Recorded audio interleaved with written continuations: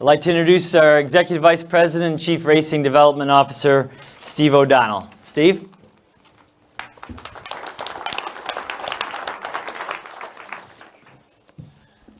Thanks, David, and congratulations, Max, to you and your entire team at Rev Racing, and through Brian's leadership and our team of Jim Cassidy, Don Harris, Brandon Thompson working together. It's great to see the results that we've had now at the National Series, but just importantly, those people were sitting here in this room just a few short years ago and now competing for wins and for championships at the National Series level. So good luck, no pressure in 2016 for all of you as well. So as Brian mentioned, some exciting things heading into 2016 for us as a sanctioning body. And I want to start off by talking about the great additions with the chase formats being implemented in both the XFINITY Series and the Camping World Truck Series. And just to dive into a little bit more details and showcase how it works, we'll start with the NASCAR XFINITY Series. And we'll have it up on the board here. And Jim Hunter asked a question earlier about the number of drivers, and obviously in Cup it's 16. So for the XFINITY Series, the number that will be eligible will be 12. The chase will take place over 7 races. That will include 3 rounds. We'll have a round of 12, a round of 8, and then a round of 4. And as one of the questions that was asked earlier, anyone who was a 2015 Sprint Cup Series eligible chase driver will not be eligible to compete in Miami. And again, the reasoning behind that from our standpoint is we want to showcase these young up-and-coming drivers in that event. Importantly as well, in the series, we'll also look at some changes to the NASCAR Dash for Cash. And I know a lot of the motorsports media here understand how the Dash for Cash works, but I think it's important for us to walk through what changes will take place in 2016. So if we look at, go to the next one here for the Dash for Cash. Let me back up, sorry. Let me take you through the trucks as well, just for the details of the trucks in terms of the chase. So the truck field will include 8 drivers, and we'll go from 8 to 6 to 4. And as like we will in Xfinity, the cutoff race will be in Chicago. And on the truck side of things, we'll go from Chicago, we'll have a cutoff race in Talladega, and then Phoenix. So when we get to Phoenix, all 3 series with that final race, we'll go down from 8 to 4. And in all 3 series, we'll have 4 drivers who are eligible in Miami to go out and earn a championship. Why that's important for us, we think the future with Eric Jones can win races. And if you listen to Eric Jones on the radio last year, finished 15th, take care of the truck. The culture we want in our sport is go out there and win the race. And I think everybody here in this room knows Eric Jones is capable of that, and we're looking forward to seeing that type of racing when we get to Homestead in 2016 as well. Going forward, I want to talk a little bit about some of the things that we've got for 2016 from a competition standpoint. We obviously crowned Kyle Busch out in Vegas as our 2015 NASCAR Sprint Cup champion. During that time, we also announced that Scott Miller has joined us as our Senior Vice President of Competition. Scott brings with him a wealth of knowledge in the industry. He's already been a huge benefit to us as a company, and I think will really help us, as Brian talked about earlier, working on collaboration with the entire industry. So we're excited about having Scott on board. He'll be here today, and we'll be happy to answer some of your questions, not all, I'm sure. Last year we stood up here, and one of the questions to Brian was about innovation and what's new. Don't want anybody to forget that we introduced the pit road officiating system last year. A lot of questions, would it work? What will the teams think? And I'm happy to report that it was a huge success. So much so that it's going to enable us to build upon it. When you look at the digital dash, how that'll play in, there are some aspects of the pit road officiating system that we can now integrate with a digital dash. So the teams have bought in, it's been hugely successful, and we're really looking forward to adding on to that as we head into the 2016 season as well. And I saw my friend Ed Clark out here sitting next to Mike, so I know Lisa's going to come up and talk about Daytona Rising, but when we leave what will surely be a very competitive Daytona 500, we hit the road and we head to Atlanta. And that'll be the debut of our low downforce package. And everybody is extremely excited about the race in Atlanta. We're looking forward to debuting the rules package. As Brian stated, the drivers and the industry is behind this. There's been a ton of work done by the entire industry. I want to say thank you to the teams, to Goodyear, to the OEMs for really coming together to make that happen. So we'll debut that in Atlanta, and then we'll go back to what was another success last year, the West Coast Swing. We'll all head out and we'll go to Las Vegas, Phoenix, and California. Great success for us from an industry standpoint to have NASCAR take 3 consecutive weekends and go out to the West Coast, and also 3 great races last year, and we expect that to happen as we head into 2016 also.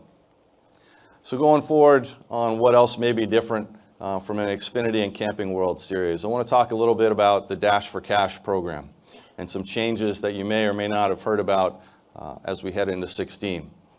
So when we look at the Dash for Cash, it's been a popular program, and it will return thanks to our partners at Xfinity, but with some changes. We'll be at some different venues for 2016, Bristol Motor Speedway, Richmond, Dover, and then we'll end in Indianapolis Motor Speedway. And here's how the format's going to work. We'll still have knockout qualifying as we've had in previous years. Knockout qualifying will qualify you for 2 heat races. Put the odd number of qualifiers in one of the heats, even in the other heats, and then we'll have 1 main event that can range anywhere from 60 laps to 200 laps depending on the size of the venue. The top 2 NASCAR Xfinity drivers from each of the heats will advance to be one of the 4 who will compete for the Dash for Cash in that event. One twist on the end of it, if any of the NASCAR Xfinity drivers wins more than 1, so if they win 2 NASCAR Dash for Cash wins, they would also gain eligibility to the chase as well. So another important wrinkle, we're looking at race formats. So we'll have 4 events where we'll change up the formats in the Xfinity series. Let's jump to the Camping World Truck Series, and we all know that that's a series that historically has been one where we constantly innovate, and that's no different than what we're looking at for 2016. 2016, we're going to be instituting a 20-minute caution clock. Here's how that's going to work. Green flag comes out, starts the race. If after 20 minutes a caution has not come out, we'll display a competition caution. We'll run through the caution laps. We'll go back to green. Caution clock will reset. We'll do that throughout the race until the end. When we get within a window, obviously, where there's less than 20 minutes, we'll turn the clock off. Why is it important for us? We think it's going to add to the strategy during the race. And if you look at the Camping World Truck Series, that is an area where some of our younger drivers, younger teams, newer teams, really can use the competition caution to be able to adjust on the truck. We've seen that in the Cup Series when we've had a competition caution early in the race. It's allowed teams to make some last-minute adjustments in the race. We think that's going to be huge for the teams as well in the trucks throughout the race, and will be implemented throughout the season as we head into 2016. You know, as Brian stated, we've got a ton of excitement throughout our organization, but I think throughout the industry and what we're about to embark on for 2016. We're carrying huge momentum with us from the conclusion of the season last year, so we're excited about what 2016 brings. I know everybody at the R&D and Competition Center is ready to go. I know I've got some questions to take care in a second, but I want to mention one special guy. A lot of us at R&D are wearing the purple bracelets. One of our good friends, former official who still works with us at the R&D Center, Todd DeBusk, is in a huge battle with cancer, so I just want to give a shout out online to Todd that we're all standing up with you. We all are thinking about you, and we're all one team. So with that, look forward to working with each and every one of you in the coming year, and we'll hand it back over to David. Have a seat. All right. Thanks, Steve. Appreciate that. Sounds pretty exciting. A lot going on. You're busy in the off season as well, but just to remind everyone that we'll have Scott Miller, who is the recent hire, as well as Richard Buck, Wayne Otten, and Elton Sawyer to answer the bulk of your questions related to this, but thought Steve might be able to touch on a couple of them. But overall, excited about what this means to those 2 series. I know Matt Letter is here from Xfinity. What do you think this will have as an impact for those 2 series in particular? Well, I think, first giving some credit to Xfinity, an unbelievable partner for us, and has really showcased that series. So when we look to 2016, one of the things is that series has continued to elevate to be really the second most popular in all of motorsports. Those drivers deserve more and more coverage, and we believe that the chase format will do just that. We saw it in the Cup Series where We're not just talking about 1 or 2 competitors or race teams. We're talking about 16.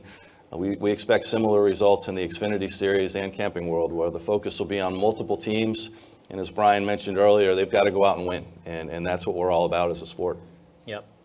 So I'm going to trust my friend Josh Hamilton and Nicole Pettit to find 2 questions from the media. So if you could raise your hand, Nicole and Josh will find you, and then we'll transition to the next group. I think Reed's right there. Thank you, Josh. Reed Spencer with NASCAR Wire Service. About the caution clock, is this a beta test perhaps for other series going forward, and will it affect tire allotments?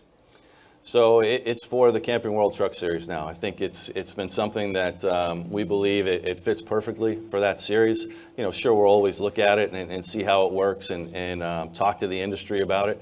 You know, this is an idea that actually came from the industry and the collaboration that Brian talked about earlier. So for now, we'll keep it there, and the tire allotments, yes, will be worked in with how we work the cautions, but it goes back to different strategies throughout the race, whether you're going to come in and take 2, 4, or 0 tires, and I think that adds to the strategy as well.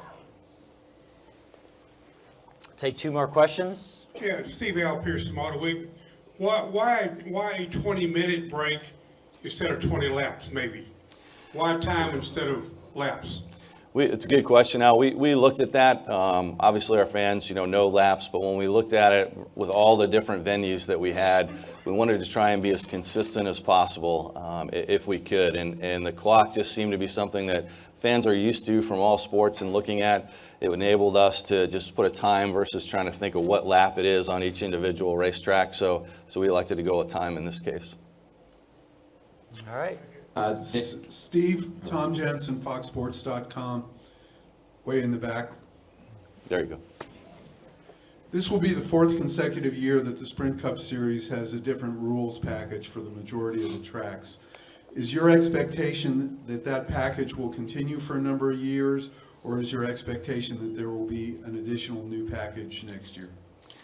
I think we always look at it, but our expectation is that we want to put on the best racing possible. And to do that, I think you'll hear more and more about the collaboration within the industry and working with the race teams to ensure that we've got the best racing possible. So that's a result of what you're seeing this year. I think, Brian and Mike and Brent have talked about the collaboration process that got us to this point. So our intent is to stick with this, and then if we can make minor changes, that's what we'd like to do. But again, we've got to see how it plays out. Atlanta won't be, a one and done. This is what we're going to put in place for the year and see how it goes, and then know that we've got some great formats to look forward to as we head into the chase and drivers going after wins. Thanks, Steve. Before we wrap up, can you, following up on Tom's question, how do you think Vegas went? What's the word from your team and the drivers? And yeah, it's we've had terrific feedback. Goodyear has been a great partner through this process, getting the rules package to them earlier to let them match up the tires with the package. So the feedback we've received so far has been terrific. all right. Thanks, Steve. Thanks, Steve. Appreciate Thank you. the time.